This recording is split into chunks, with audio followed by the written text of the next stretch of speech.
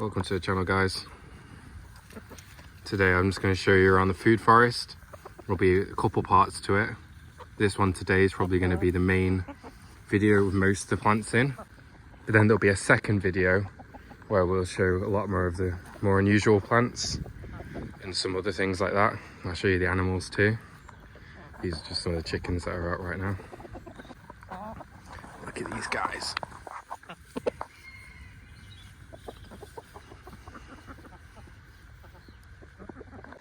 So the first one we have on this side, we have two aronias, purple aronias, which are, the little helpers. And these only grow up to like a metre high. And just a load of fennel and stuff down there. Then this is a black mulberry, Morris nigra, from Jurassic Plants. It's only like, I think 3 years old. It used to be like that big, the cutting. And some strawberries below it. Then we have a strip of Oregon grapes. And they're doing so much better already, just under a bit of shade cloth. Because it's obviously completely open here.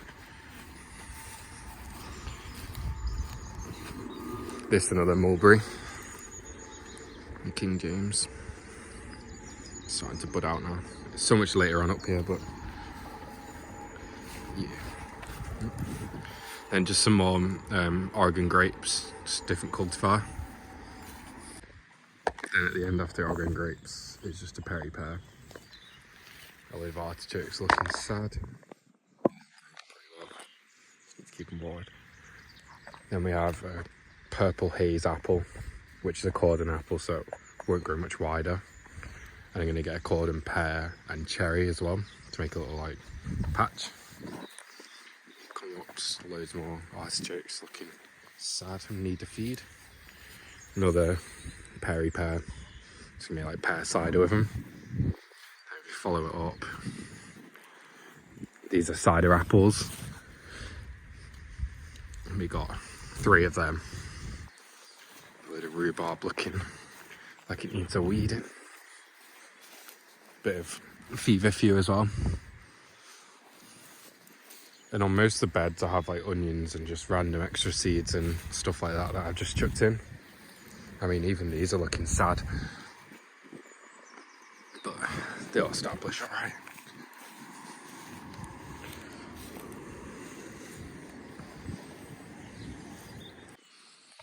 Then next we have the almonds, this Princess, and that one's Sultane. They both flowered this year but dropped the fruits because obviously we had a late frost. It's a massive fella.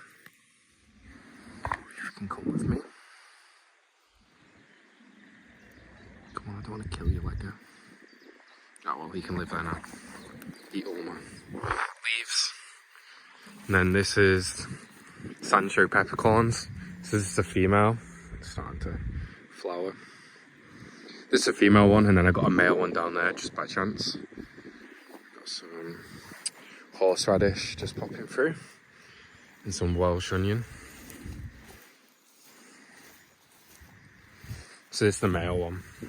Don't know if it has any male flowers or what it does. Then up this side we have 2 pheasant berries, and the fruits are supposed to taste like caramelly. They're still like, obviously everything's still in its first year getting planted out. So they're all still establishing, especially with the drought. They're not doing very well. Another peppercorn, but I can't remember what variety this is. It might be a dwarvian variety of just a normal Sancho pepper. 2 viburnums. And this one is just all my patch of, what's it called, Egyptian onions or walking onions.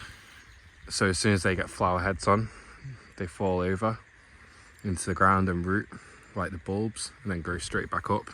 So they're like perennials too, they'll last for years. Come out here, here's my autumn olive. This is orange fruited, so the berries are just orange, so red. It's done really well, this. I think it's got its flowers on for the first year. They might have dropped, but I know. They're only tiny. So hopefully we'll get some fruits and be able to try them this year. Only a couple, but still establishing.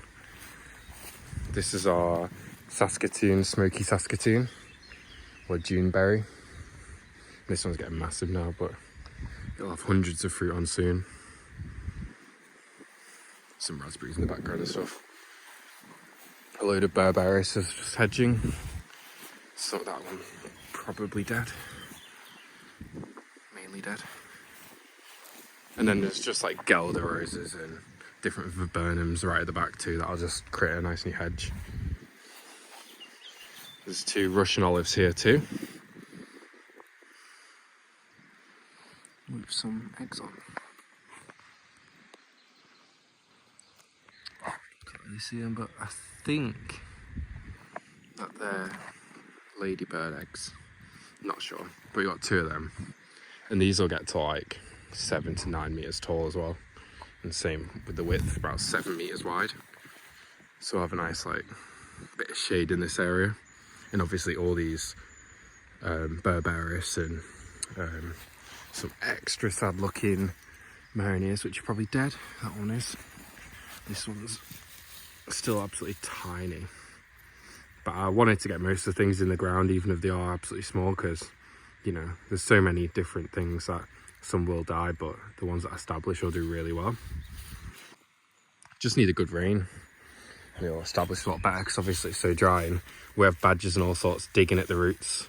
You see here, it's exposed all the roots and they dry out so quick. It's got some sort of infection. That's just due to the stress. Same with this one here, it's almost dead.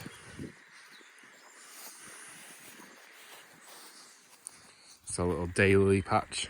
So daylilies, as the name says, the flowers only come out for a day. So, you know, they're edible and you can use them on all sorts, but you got to be quick. These are still obviously only establishing.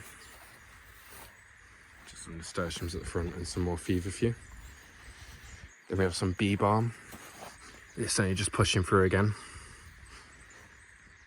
But this will be amazing for all the, you know, pollinators. Be equally to make tea with. It's got a little strawberry and all sorts patch. When we come to the back here, doesn't look great.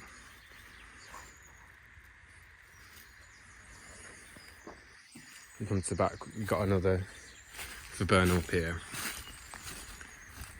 And I think this is Bellifolia or something like that. From Jurassic Plants, it's only a new one. I haven't really seen it anywhere else. And they're not necessarily exotic or that rare. Well, they're rare, but it's more because nobody grows them. That's one of the berberis accidentally chopped. So it's down to the ground right now, but it should bounce back all right. So obviously, might be dead, but easy to replace. That's what it should look like. It's just a fight with the weeds constantly. This looks really nice, new growth. We keep coming down, some more berberises. And I mean, they are edible fruits, but not the best tasting, but they all create a nice hedge for the nature and all sorts, and the birds love the fruits too. But we have a load of gooseberries. So I can't remember what varieties are. Invicta or Captivator. So there's three of them. Then we get down to the black velvet gooseberry, and then 2 unusual ones that I found literally in B&Q for about £6 each, but I've never seen them sold, the varieties. These have actually got fruit on this year too.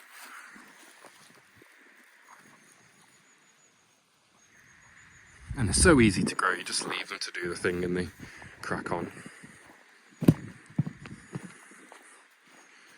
This is another Saskatoon, Thessian. I presume that's French, I don't know. And there's also like hostas and little things just buried around. Come over to this side.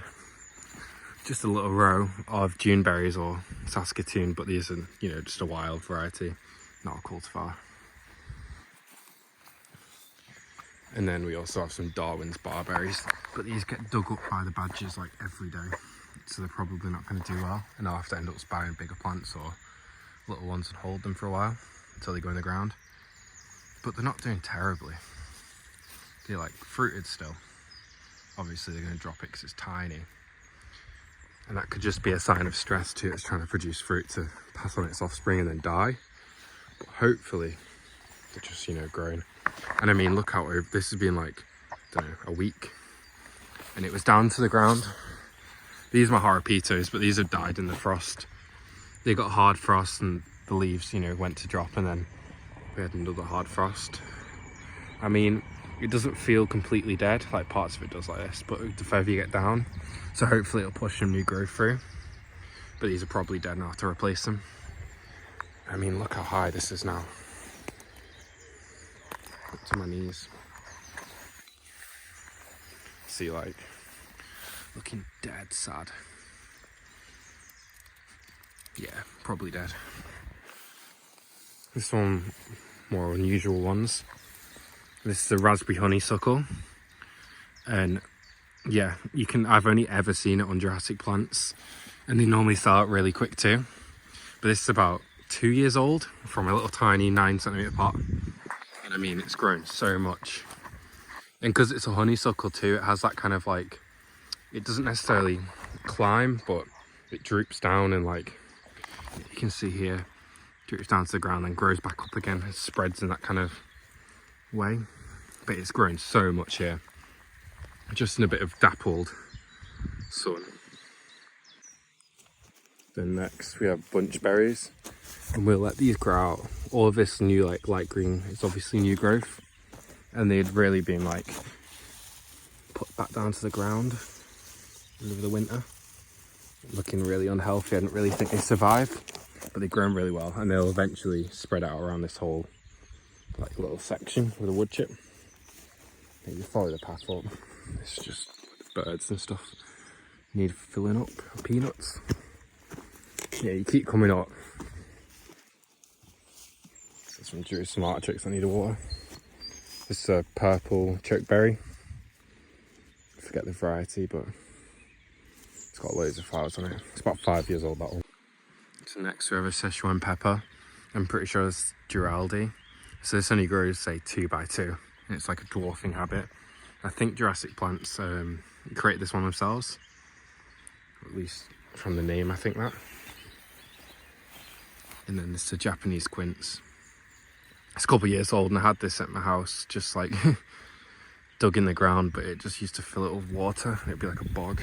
But it's looking so much healthier.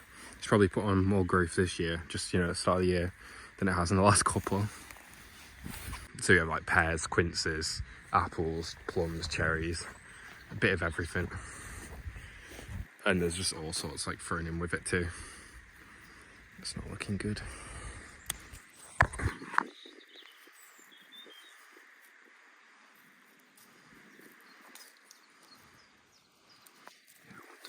But there's also strawberries in between each one of these trees as well. There's 2 you know, like other shrubs, so things like this one's red currant. Then we have a load of honeyberries, and even these are doing terribly, but this year, you know, they just took off, you know, as soon as they're established slightly. Not as stressed by like the heat. This looks like a very dead quince. Which variety is it? Oh, it's a plum cod. My bad. Not a quince, but this is a cool one. It's apricot crossed with a plum. And there's 2 that I want. There's a Flavour King and a Flavour Queen. So I've got the Flavour King now, and I bought this recently, but I'm not convinced it's even alive. Should expect to see some growth by now. Oh, take it back. Slowly starting to bud. But yeah, this is planted later, so it should like come out later. After that pluet or plum cot, we've got the Chilean guava. And I mean, I've had this for like probably 5 years. Put it in the ground over winter, and it just got wrecked. And I'm pretty sure it's nearly all dead. Hopefully, it's just had a big dieback, and it'll start growing back from the stem. Because even these, like, they're like brittle. I don't know if you see that. Like, it is dead on this bit, but the further you go down it, it feels a bit more, you know, it's got a bit more like give to it. So hopefully it's still alive. Obviously all the flowers, leaves, sorry, have died off it. That's a bit sad. And the same with this one. This is the strawberries and cream. That's the same as the one over next to where all the little, like, baby strawberries are. And this is almost like certainly dead. Oh, although I take it back, actually, is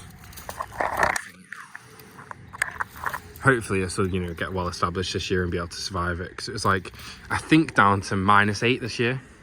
So obviously, like, it's only really recommended these go down to -5, but it should pull off all right. So there's 5 rows here.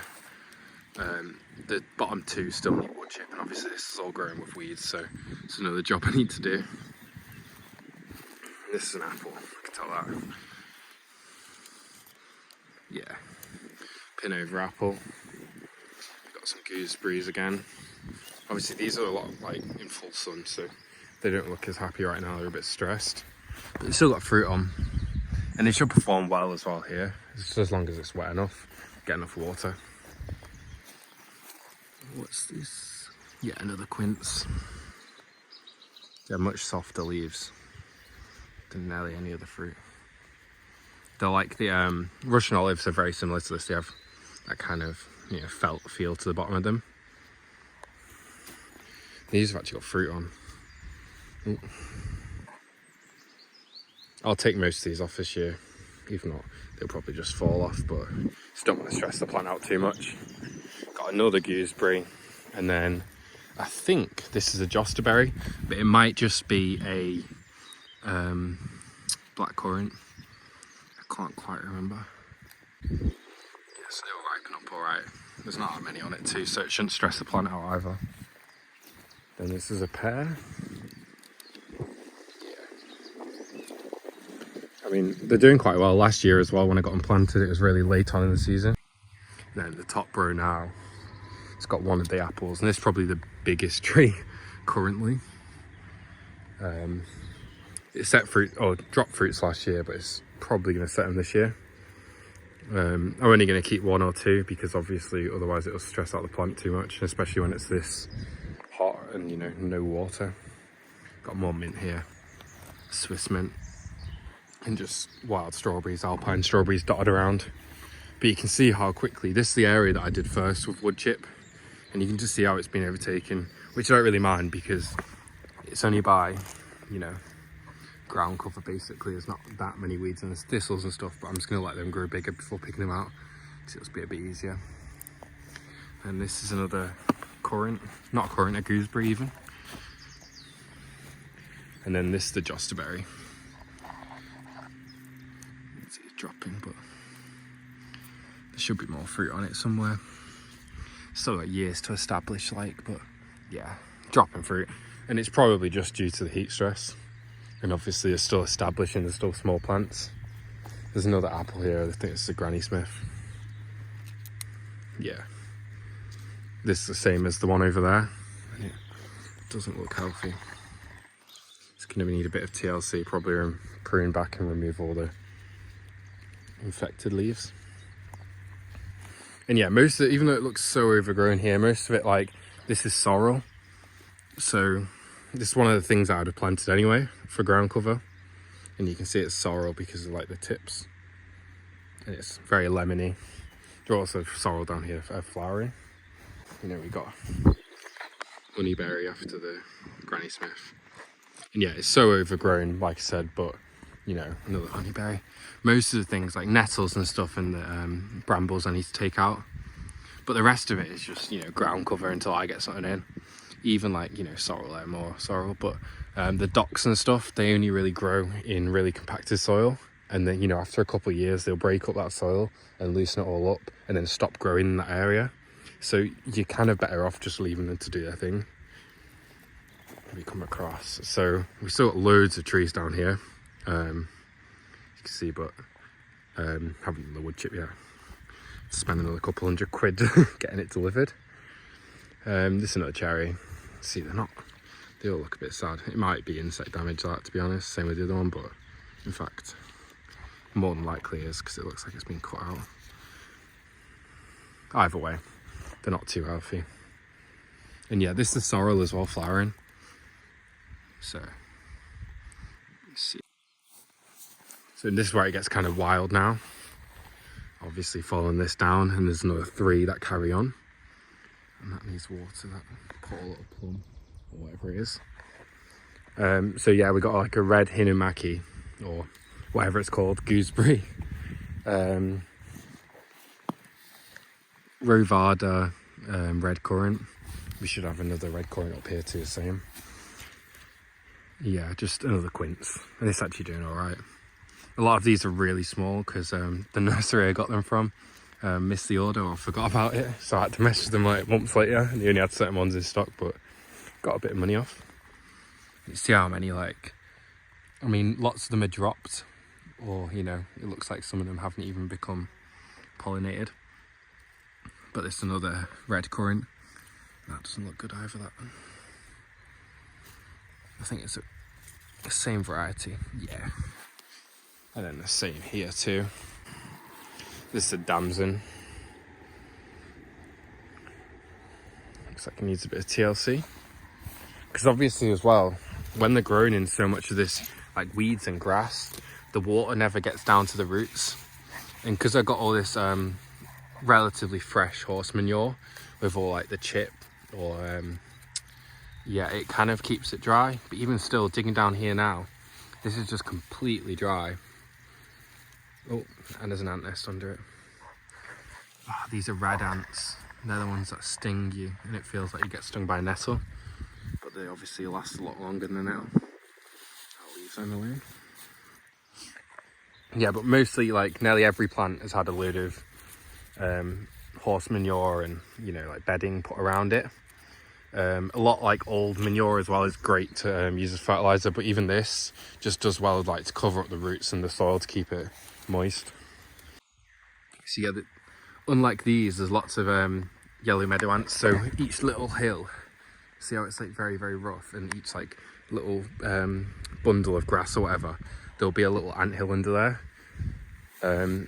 But yeah, unlike say black ants, who will farm aphids on plants, so say you might see some here, and the ants protecting them from ladybirds and things like that. They actually take the aphids underground into the ant hills and let them eat the sap from the roots of the plants. Then after that we have josterberries, and these are actually castils. So a josterberry is made by a blackcurrant and a gooseberry that's crossed or bred together. But these are the same cross, so the same with a blackcurrant and a gooseberry, but they produced a different type of plant. It's very similar, but it's still different. And it's the same with, you know, even apples. You can cross 2 varieties and, you know, say 2 times, and they'll produce 2 different things. So this is kind of a good example. I'll have to obviously wait and show you until they get fruit. And then these are my Asian pears, which need a water because they look sad. I forget what this one is.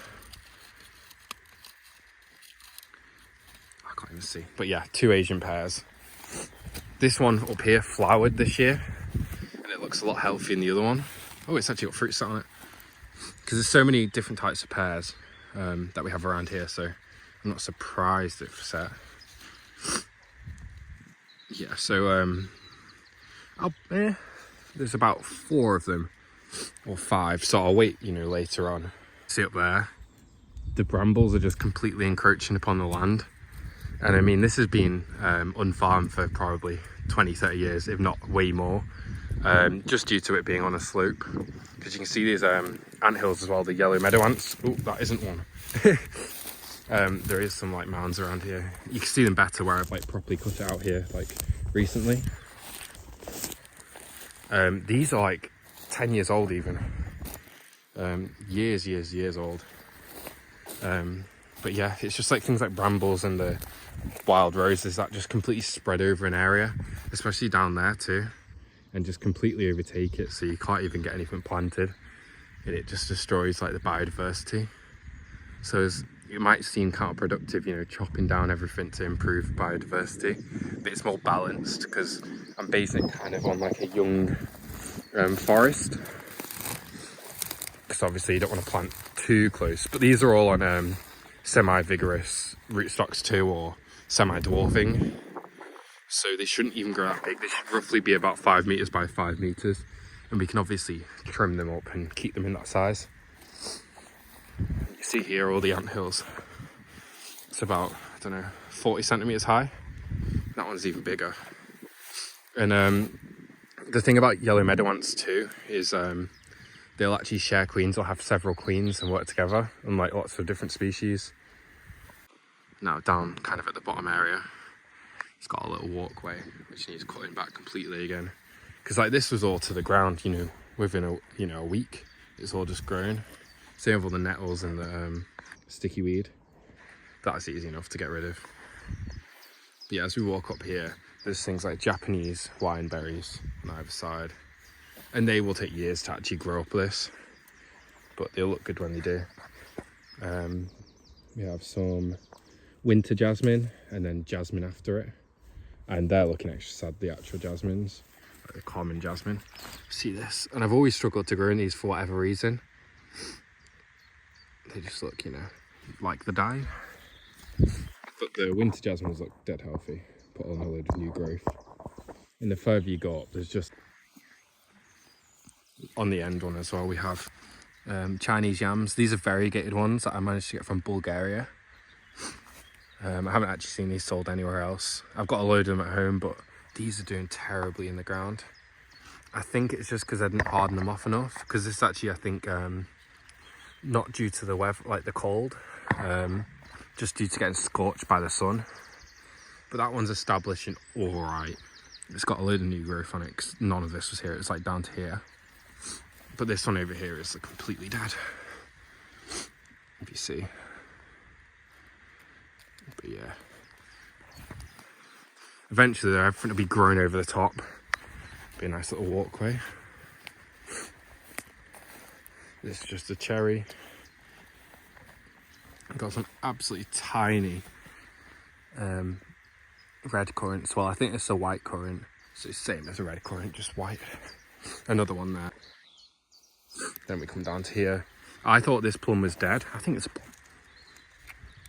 Oh no, cherry, my bad.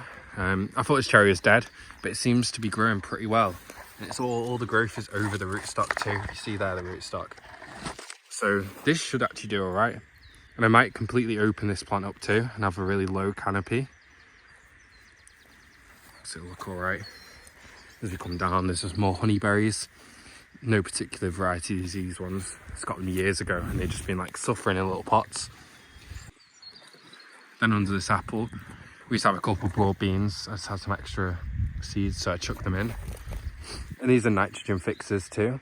So we might get some beans off them, but equally they're putting nitrogen back into the soil around it. And then there's some Moroccan mint here, which will hopefully just start to spread out and clump right the way around this apple. Maybe keep going down. This is probably the most overgrown bit.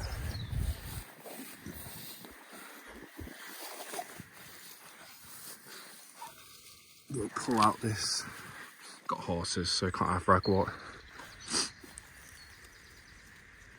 But yeah, red favourite pear. It's doing pretty well. I think as much as the grass steals the moisture, just having it all shaded in is doing pretty well. You follow it along.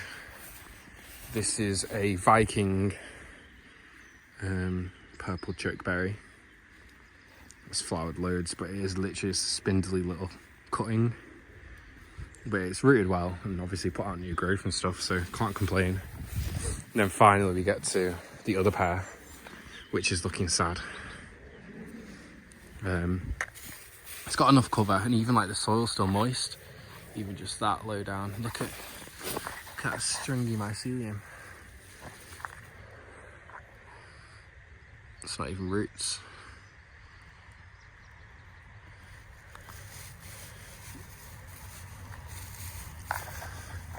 See it all just growing through. It's 2 microbalance plums here. But equally, there's lots of things like the meadow sweet, which flowers taste like almonds. And this spread out loads even from last year. I cut it down and there's nettles and stuff through it, but it's actually growing really well. And you can harvest all them. Oh, dragonfly.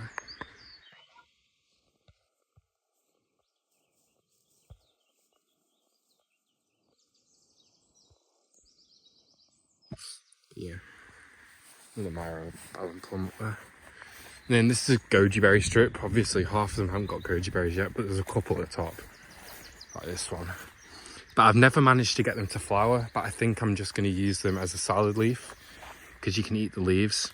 And they actually taste pretty good. They're slightly sour, kind of like sorrely taste, but yeah, they have like a nice texture to them. Kind of bitter, but you know, a couple thrown in there, it tastes good. It's got a load of different mints here. And back up.